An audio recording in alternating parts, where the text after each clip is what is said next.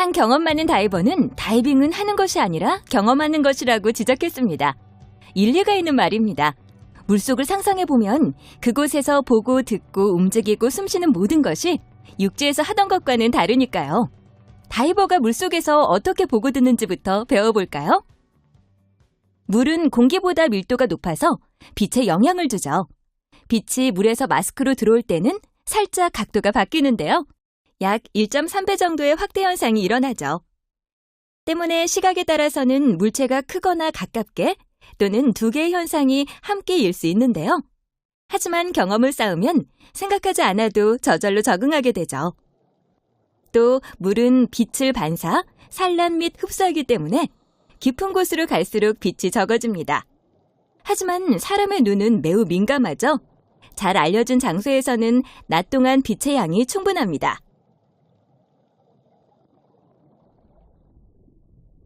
낮에 맑은 물속에서는 빛 손실을 못 느낄 수도 있지만 색 손실은 알아챌 수 있을 겁니다. 물은 빛을 균일하게 흡수하지 않죠. 몇 가지 색을 먼저 흡수합니다. 화면에 나온 것처럼 빨강, 노랑, 초록, 파랑 순서로 손실됩니다.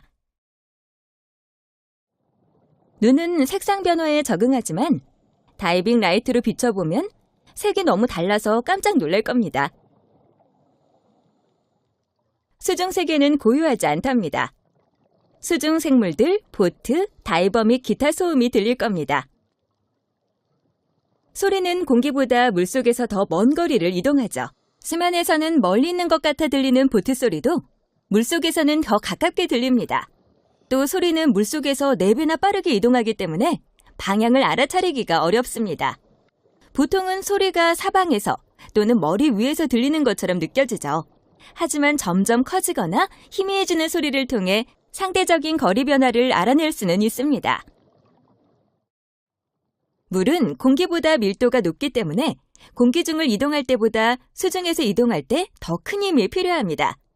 빠르게 움직일수록 더 많은 에너지가 들어갑니다. 하지만 서두를 필요가 있나요? 급하게 또는 갑자기 빨리 움직이지 않고 천천히 꾸준하게 수영하는 것으로 에너지를 아끼세요. 유선형이 되는 것은 효율적인 수영과 움직임의 중요한 부분이죠. 모든 장비가 고정되고 매달린 것이 없으며 상대적으로 평형 상태로 수영하면 유선형이 된 겁니다. 일장에서 배웠듯이 트림은 물속에서의 균형이죠. 머리와 발이 수영 자세에서 상대적으로 같은 높이가 되도록 평형 상태를 완벽히 갖추세요. 웨이트가 너무 많으면 BCD에 공기를 추가해서 상쇄하세요. 이렇게 하면 상체가 위로 올라가며 발이 내려가죠. 저항력이 늘어나고 에너지를 낭비하게 됩니다. 웨이트가 부족하면 BCD의 공기가 빈 상태가 됩니다. 하지만 수심에 머물기 위해 아래쪽으로 킥을 해야만 할 것입니다. 이렇게 되면 다리 위치가 너무 높아집니다. 웨이트를 올바르게 갖추었지만 몸에서 너무 높거나 낮은 곳에 분포되었을 수도 있습니다. 다이빙 훈련 중에 여러분의 강사가 올바른 웨이트 배치와 트림을 숙달할 수 있게 도와줄 겁니다. 웨이트와 트림이 올바르면 물의 밀도는 우리 편이 되어주죠. 다이빙 중에는 무중력 상태에 가깝게 중성부력을 유지하고 수중 세계를 미끄러지듯 이동하세요. 수면에서는 쉽게 뜰 수 있도록 BCD에 공기를 넣으세요. 부력을 바꿀 수 있으면 다이빙이 특별하고 신나는 경험으로 바뀌죠. 보통 불편할 정도로 춥다면 다이빙을 종료해야 하는데요. 물은 공기보다 20배 빨리 열을 흡수하므로 섭씨 30도, 화씨 86도 정도의 따뜻한 물에서도 금방 추위를 느낄 수 있다는 걸 알아두세요. 편안함을 유지하려면 익스포저 수트를 입으세요. 이건 전신 웨트 수트인데 중간 정도의 냉온수에서 입으면 편안하죠. 이건 열대바다용 짧은 웨트 수트네요. 가장 차가운 물에서는 드라이 수트죠. 익스포저 수트에 대해서는 조금 후에 자세히 배워보겠습니다. 오한이 들면 다이빙이 즐겁지 않으니 다이빙을 중단하고 다음번에는 좀 더 보온이 되는 옷을 입으세요.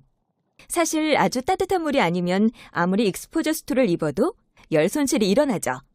다이빙을 더 오래 하려면 보온이 되는 옷을 더 많이 입어야 하지만 그래도 결국은 추워집니다. 보통은 추위가 심해지면 편안함을 위해 다이빙을 종료하는데요. 다만 통제할 수 없는 오한은 저체온증의 징후임을 알아두세요. 저체온증은 몸이 너무 많은 열을 잃어서 위험해질 수 있는 심각한 상태입니다. 만약 당신이 지속적으로 떨리기 시작한다면 즉시 물에서 나와 몸을 말리고 따뜻한 곳을 찾으세요. 앞에서 다이빙 중에는 천천히 깊고 지속적인 호흡을 해야 한다고 배웠죠? 이렇게 하면 높은 밀도의 공기를 효율적으로 호흡할 수 있고 사공의 영향이 줄어듭니다. 사공은 호흡 경로에 있는 공기이며 폐에 도달하지 않습니다. 매 호흡 시 가장 먼저 들이쉬는 공기이며 이산화탄소 비율이 높죠. 다이빙 장비는 사공을 늘리는데요. 느리고 깊은 호흡을 하면 사공의 공기를 들이쉬는 비율이 줄어들어서 좀 더 효율적인 호흡이 가능해집니다. 또 편안하고 머리를 맑게 유지하는 데 도움이 되죠. 기도 조절은 보통 물 빼기 후에 마우스피스에 남아있는 소량의 물을 피해서 호흡하는 방법입니다. 아래를 내려다보면서 천천히 숨을 들이쉬는 게 요령이죠. 물은 공기보다 무거우므로 입과 폐로 공기가 들어가는 동안 마우스피스에 머물러 있습니다. 혀끝을 입천장에 갖다 대면 물을 피하는 데 도움이 됩니다. 호흡을 들이신 다음 숨을 힘차게 내쉬어서 남은 물을 빼내세요. 목에 물이 조금 남아있으면 스노클이나 호흡기를 제자리에 고정한 채로 기침하세요. 과로는 조류에 맞서는 등의 과도한 활동이 길어진 결과인데요. 그래서 호흡이 호흡기의 공기 공급 속도보다 빨라질 수 있습니다. 이러면 무섭기도 하고 패닉 상태가 될 수도 있죠.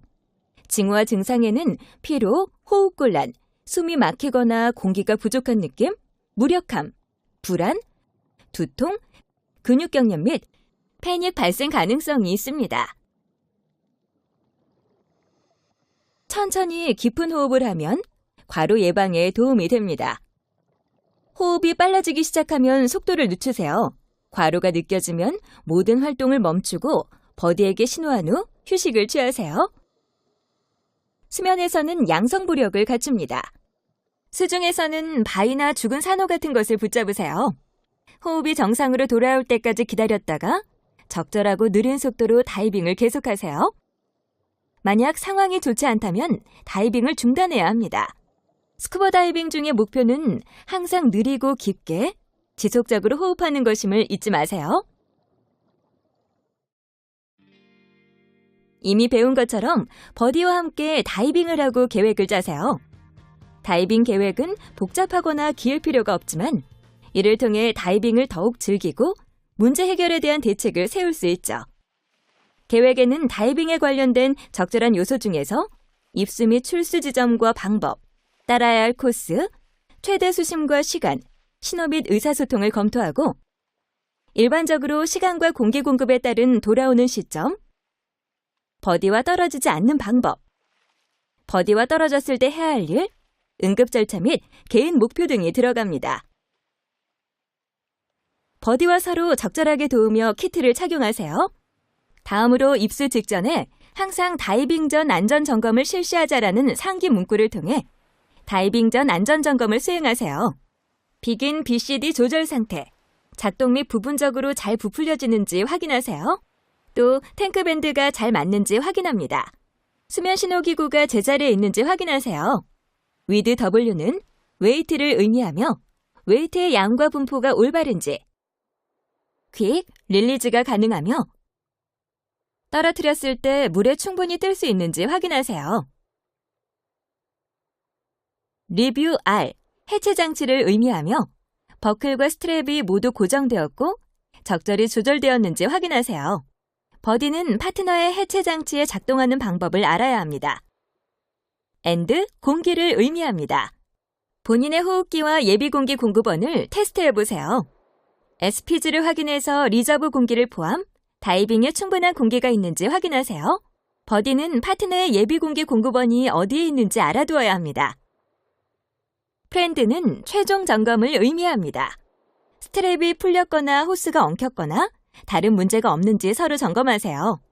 다이빙 전 안전점검은 잠깐의 시간을 투자하여 위기 상황과 사고 예방에 도움이 되므로 습관화하세요.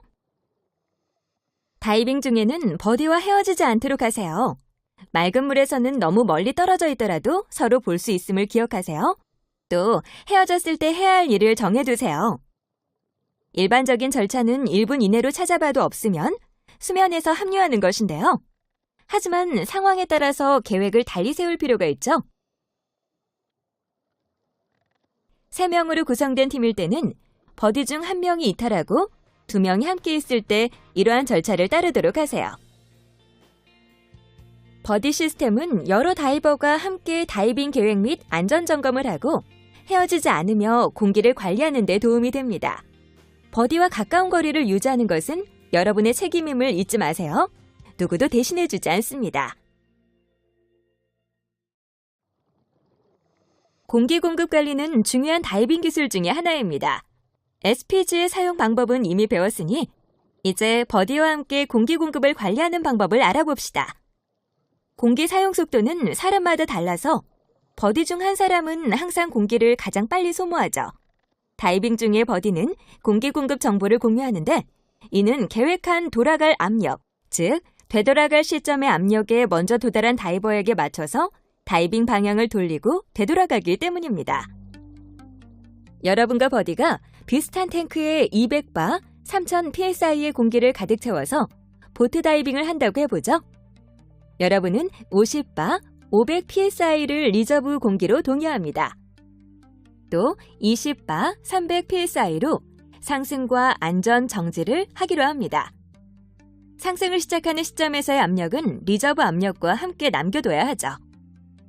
그러니 이 상황에서는 최소 70바, 800 psi를 남긴 채 보트 무어링 라인을 따라 상승해야 합니다.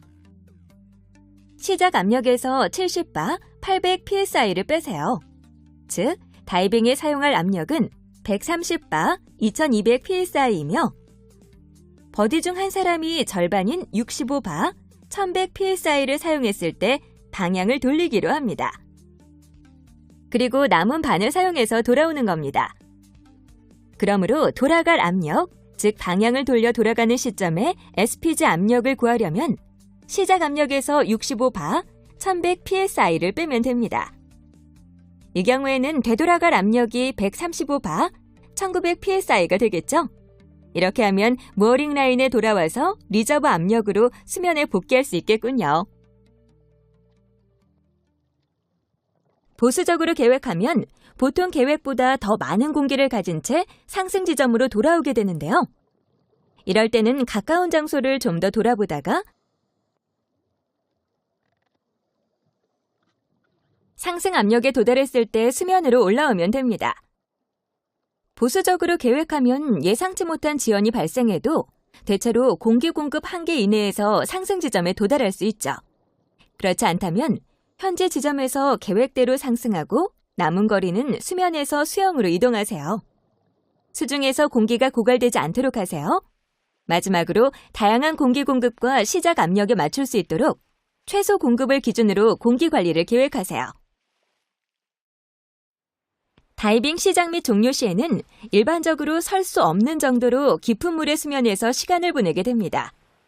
지금까지 배운 대로 마스크를 쓴 채 스노클이나 호흡기로 호흡하는 습관을 들이세요.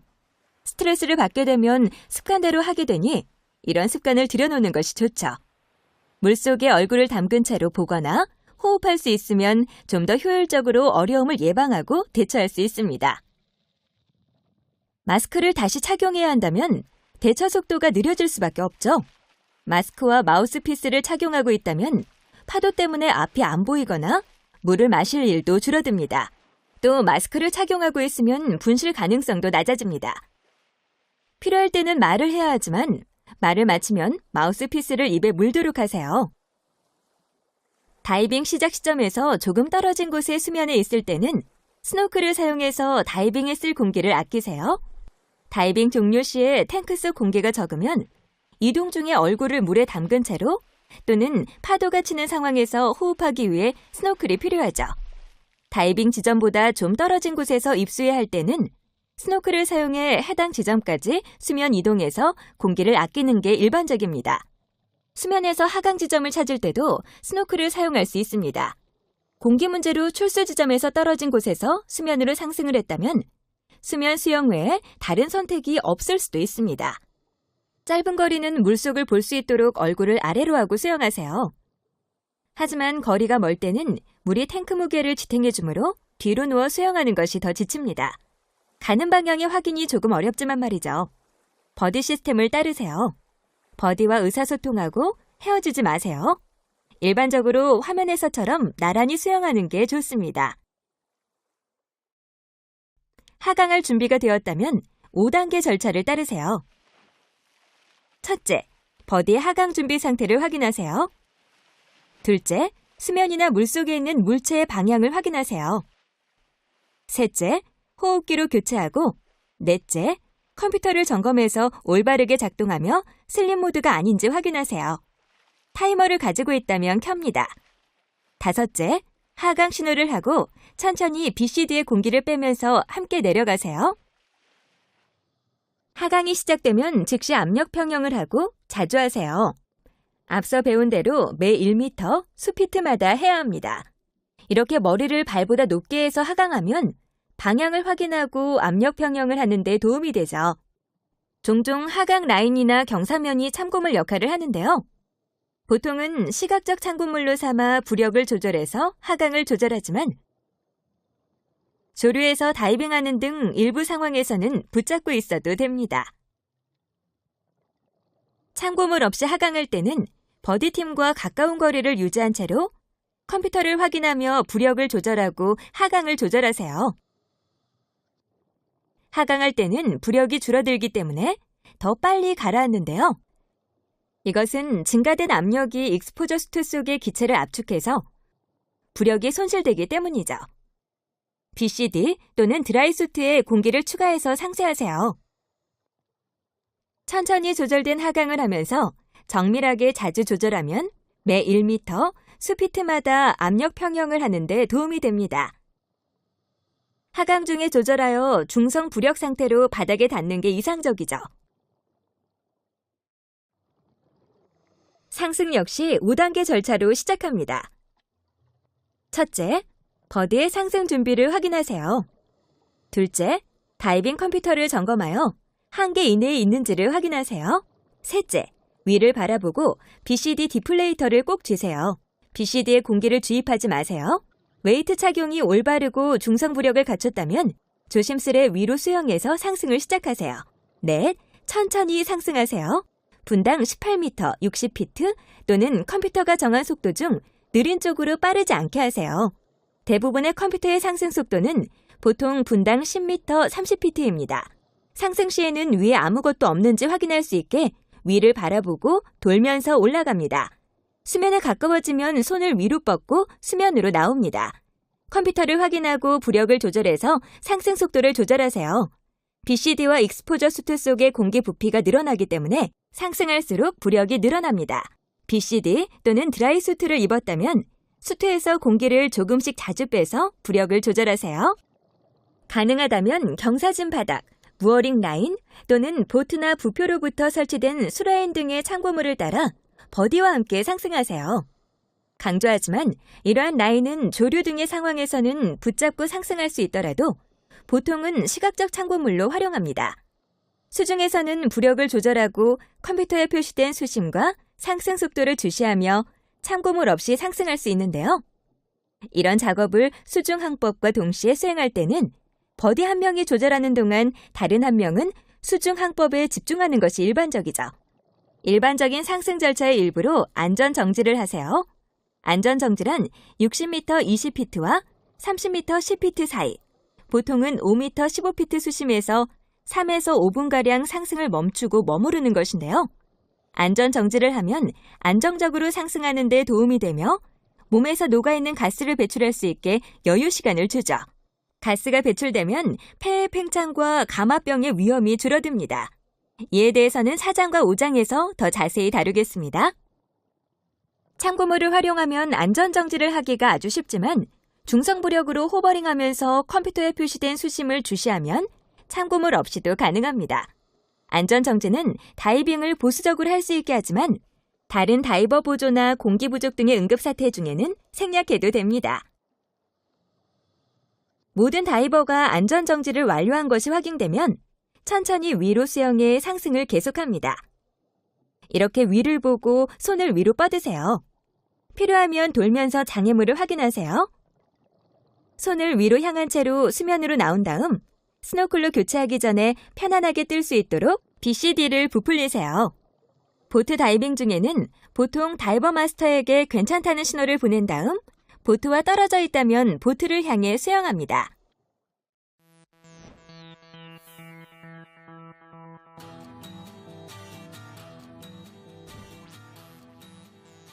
익스포저 수트는 몸을 따뜻하게 해주고 우발적인 자상, 찰과상, 창상으로부터 어느 정도 보호해줍니다. 보통 3가지 주요 유형은 웨트수트, 드라이수트, 그리고 바디수트로도 불리는 스킨수트입니다.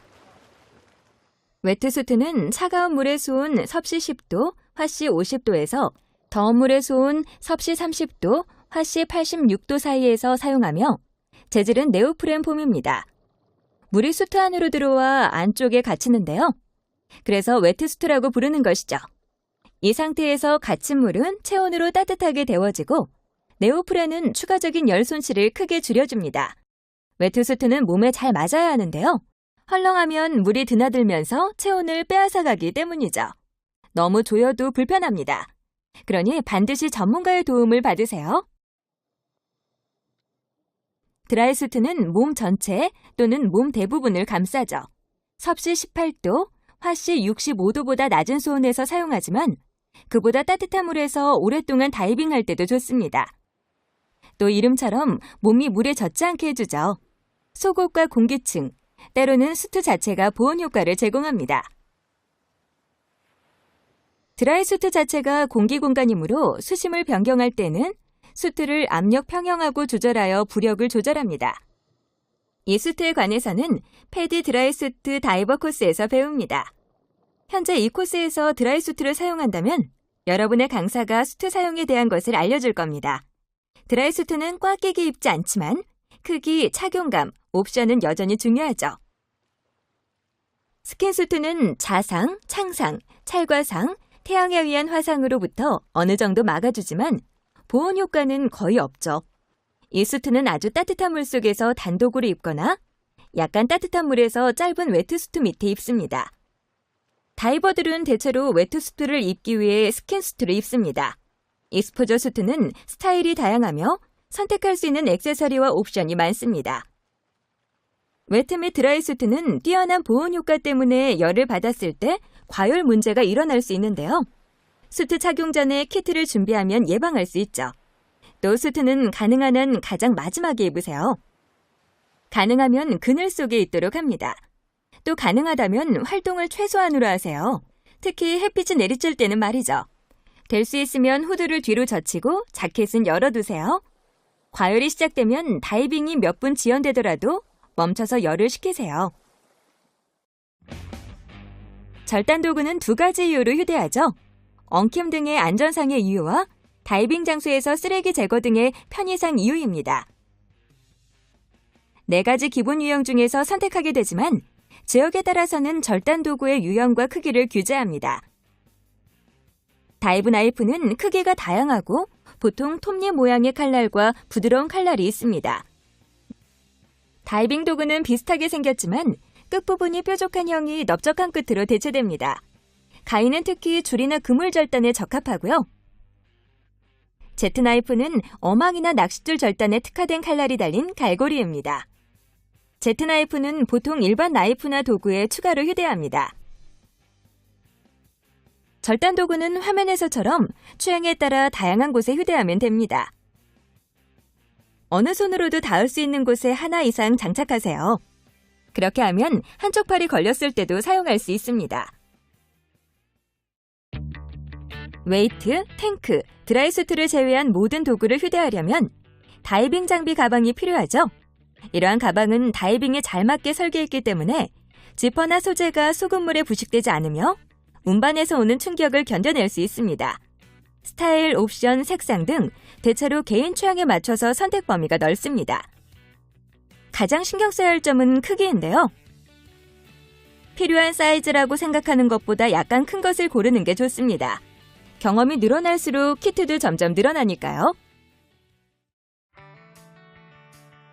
다이버가 사용하는 주요 계기들은 SPG, 다이빙 컴퓨터, 나침반 이렇게 3가지입니다.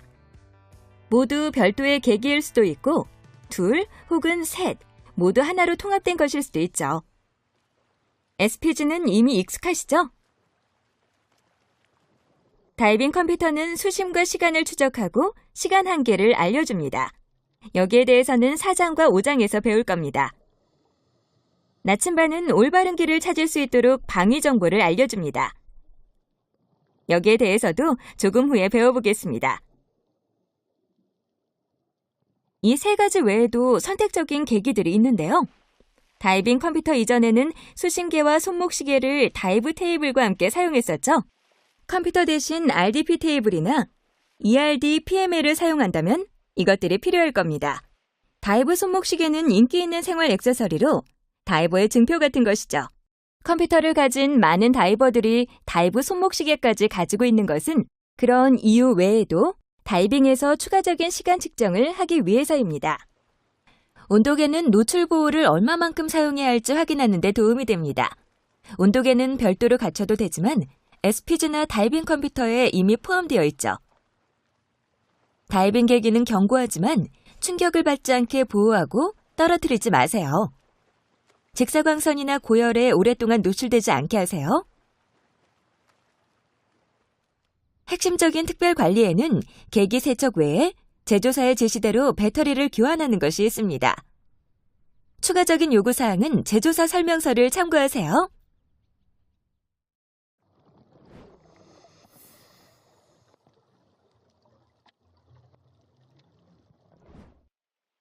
이 코스에서는 몇 가지 입수 방법을 배우게 되는데요. 여러분의 신체적 특성에 따라 배울 수 있는 한 가지는 자이언트 스트라이드로 대형 다이브 보트에서 다이빙하거나 부두에서 깊은 물에 들어갈 때 자주 사용하죠.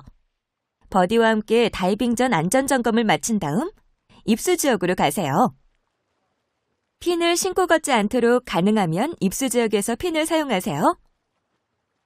서로 붙잡아줘도 되고 안정적인 물체를 잡아도 됩니다. BCD를 부분적으로 부풀리고 입수 지역에 문제가 없는지와 버디의 준비 상태를 확인하세요. 호흡기로 호흡하세요. 또 입수 중에 호흡기와 마스크가 빠지지 않도록 화면에서 보이는 것처럼 잘 고정하세요. 계기와 액세서리는 다른 손으로 붙잡아도 되지만 머리 뒤쪽에 두는 것을 선호하는 다이버도 있습니다. 전방을 똑바로 바라보고 큰 발걸음으로 물에 들어가세요. 수면에서 안정을 찾을 때까지 마스크와 호흡기를 붙잡고 있으세요. 보트나 부두 쪽을 돌아보세요. 이 경우는 수영장 측면이죠. 문제 없다는 신호를 보내고 버디를 위해 자리를 비워주세요. 보트 다이빙에서는 보통 사다리 근처에서 늘어진 트레일 라인이나 약간의 조류가 있을 때는 선미에서 대기합니다. 수면에서 웨이트 확인을 통해 웨이트의 양이 적절한지 확인하세요. 추정한 양만큼의 웨이트로 시작해서 호흡기로 호흡하고 BCD의 공기를 완전히 빼세요. 정상 호흡을 유지하면서 눈높이에서 또 있어야 합니다. 숨을 내쉬면 천천히 가라앉을 겁니다. 그렇지 않다면 위치가 잡힐 때까지 웨이트를 추가하거나 또는 제거하세요. 눈높이에 뜰 수 있도록 조절한 다음 가득 채운 탱크 착용을 기준으로 약 2kg이나 5파운드 추가합니다. 이것은 탱크 속의 공기에도 무게가 있고 사용하면 그만큼 가벼워지기 때문이죠. 2kg이나 5파운드는 이러한 무게 변화에 대한 양입니다. 가끔 BCD 밴드가 너무 헐거워서 탱크가 흘러내리기도 하는데요. 입수 전에 이렇게 되면 일반적으로 스쿠버 키트를 벗어서 다시 조정하는 게 제일 간단합니다. 다이빙 중에 느슨해지더라도 탱크는 다이버와 떨어지지 않으므로 일반적으로 응급 상황은 아닙니다. 모래바닥이나 민감하지 않은 바닥을 찾아 버디가 아래쪽을 바라보게 하세요. 이렇게 말이죠. 밴드를 충분히 풀어서 탱크 위치를 바로잡고 묶은 다음 잠그세요. 수면에서 헐거워지면 버디가 스노클이나 호흡기로 호흡하면서 물체에 매달리게 한 다음 다시 고정해 줄 수 있습니다. 다이버가 물에 뜨는데 필요한 만큼의 공기만 BCD에 남겨놓는다면 이 방법이 제일 간단하죠. 철수 중에 흘러내린다면 다시 물속으로 들어가서 키트를 벗은 다음 이렇게 물 밖으로 들어 올리는 것이 보통 가장 간단합니다. 이렇게 할 수 있도록 수면에 있을 때 물속에서 장비를 벗는 연습을 할 겁니다. 수면에 있을 때 입에서 스노클이 빠지면 물이 들어가 버리는데요. 다시 호흡할 수 있도록 물을 빼려면 이렇게 강하게 불어서 물을 빼내세요. 이 방법을 불어내기법이라고 합니다. 물 빼기가 끝나면 조심스럽게 숨을 들이쉬고 기도 조절을 사용해 남은 물이 들어오지 않게 한 뒤 다시 강하게 불어서 제거하세요. 얼굴을 물에 담근 채로 연습하세요. 물속에서 뭔가에 집중하려 하거나 파도가 심해서 실질적으로 얼굴이 항상 물에 잠기는 상황에서는 이렇게 하죠.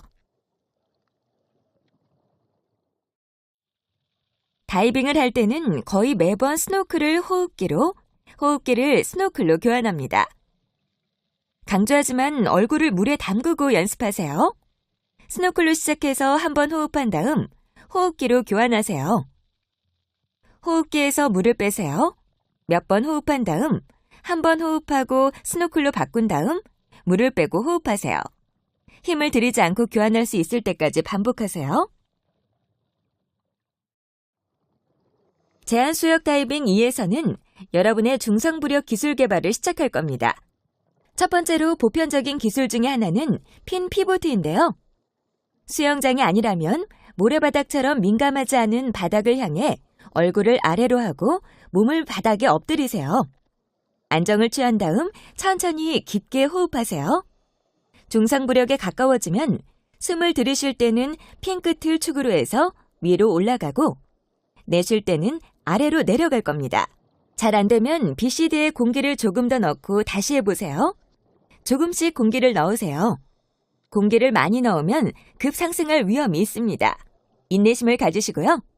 이렇게 호흡에 따라 위아래로 움직이면 거의 중성부력 상태입니다.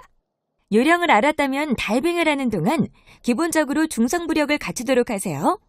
예를 들어 마스크 물빼기가 필요하다면 무릎을 꿇지 말고 수중에서 또는 수평 자세에서 가볍게 핀 끝만 대고 해보세요.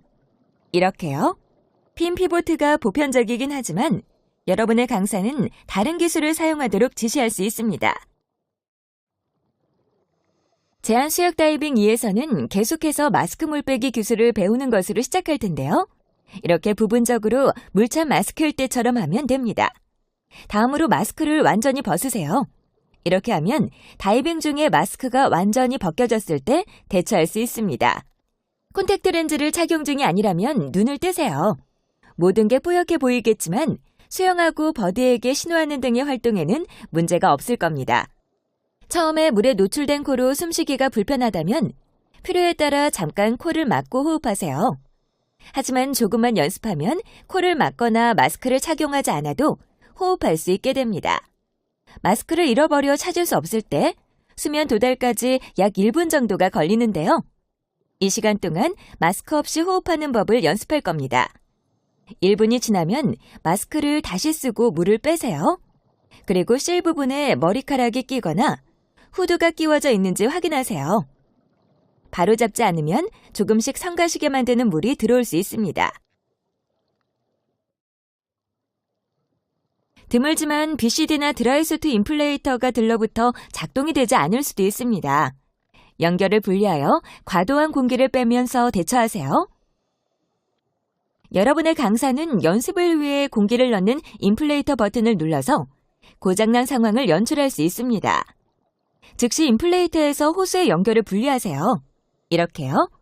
압력이 있는 상태의 호흡기는 훨씬 힘이 듭니다. 연결 부분 쪽으로 밀어주면서 손가락으로 릴리즈를 뒤로 잡아당깁니다. 호스가 바로 분리되지 않으면 몸을 수직으로 하고 배출 밸브를 눌러 개방한 채로 인플레이터의 호스의 분리를 계속 시도합니다.